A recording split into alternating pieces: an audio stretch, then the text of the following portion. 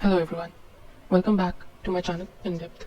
So today we will be having an in-depth implementation of a try and how to use a try as a hash.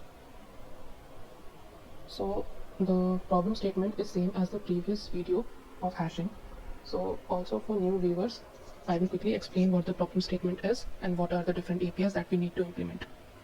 So the problem statement is Bob is a student in 7th standard. His teacher has given him a task to create a word repository. This repository should be able to add, remove, search words. So we are going to build this word repository for Bob.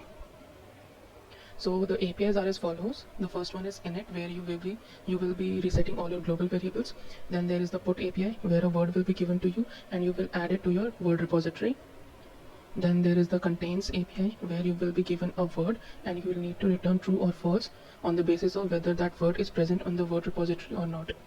Then the last one is the remove API, where the word will be given to you and you have to remove this word from your word repository. And this is the sample test case. It's quite obvious, so just go through it. And then we have the constraints. So the constraints will be 50 test cases, number of words will be at max 20,000, and then this hidden test case, which we have already discussed in the last video, that our word repository should not contain duplicate words, and time allowed for 50 test cases will be 2 seconds. Any solution above this 2 seconds will get a time limit exceeded verdict from the judge. Okay, so here you can pause this video and try out the solution of hashing, but instead of using a standard hash table you will use a try. So you can pause this video and start implementing the APIs, and or you can continue to watch the video for the solution. This is the template file where you need to implement your solution: the init, the put, the contains, and the remove API. And the new thing would be to implement everything using a try. So many of us have encountered a try code but might have faced some issues while understanding or implementing on their own, but after watching today's video you will definitely have a good grasp of a try and you can modify it as your own will. Okay, so let's start the implementation of a try. So let's start implementing a try. So what would be the structure of the try? So let's just say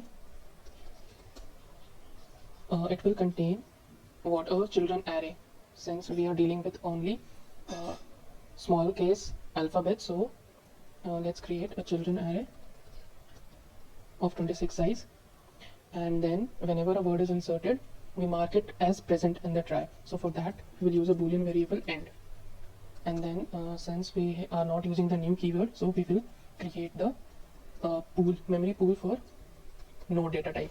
So let's just define max. Let's just give this much memory to our node pool. And now to create a new node for the try, we can create a function. So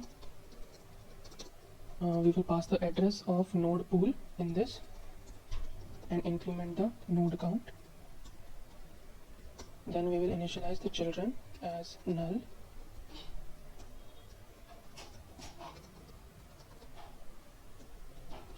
So initialized, and then mark the end variable as false because it's not present in the try yet,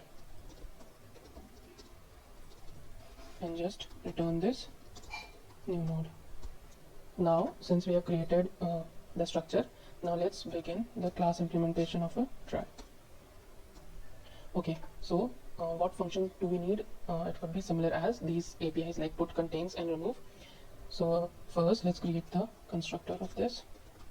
So this will contain what? We will initialize node count to 0 here, and then we will have a root node.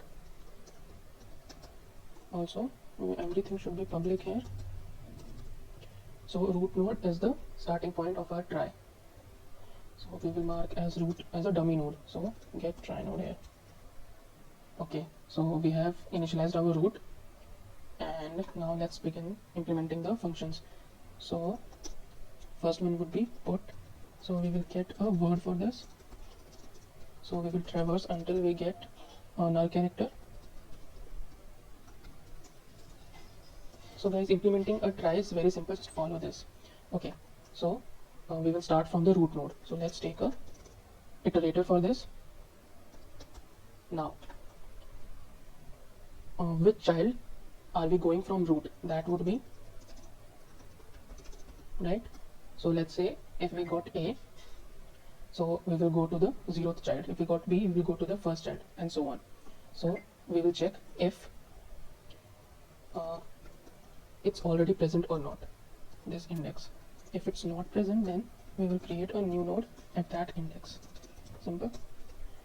And if it's already present, so we will just move to it and now increment to the next index. Now after this while loop, we will be at the end node, the last character of our word. So for that part, we will have to mark the end variable as true. So that's it, our word is now inserted into the try. Now for contains, it will again be simple. We will get a word and we will just have to search through the try. So for searching, we will just copy this function, and if we encounter a children to be null, that means it's not present, so return false. And if we reach the end, what we will return? We will return cur end. If cur end is true, that means the word is present. If cur end is false, that means the word was already the word was inserted, but after a call it was removed, so we had marked cur end to be false. And lastly would be the remove function. It will contain cur word, and again let's copy this one, and if it's not present, just return from here, else just mark it as false. That's it, we have done all the three functions. Let's just iterate it once again. To start, we take a iterator from the root, and according to the character we get, we move to that index. If it's already null, then we create a new node there, else we just move to that node. And when we reach to the end character, we will mark it as true.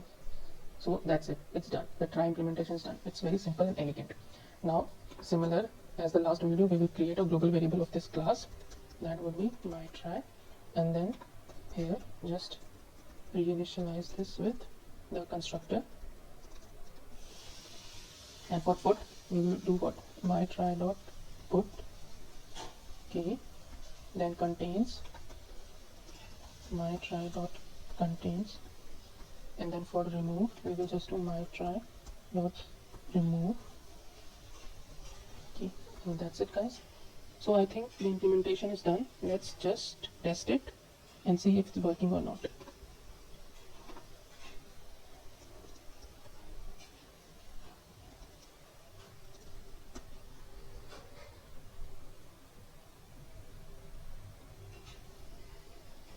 Okay, word, it should be key.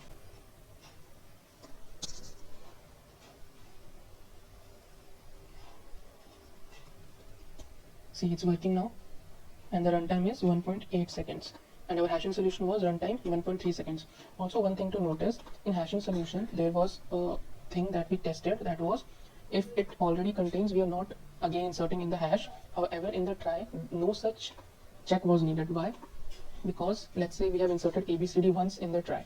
Now if again ABCD comes, all the nodes are already there, so we will traverse ABCD again and mark it true again, so there will not be another entry for the same word.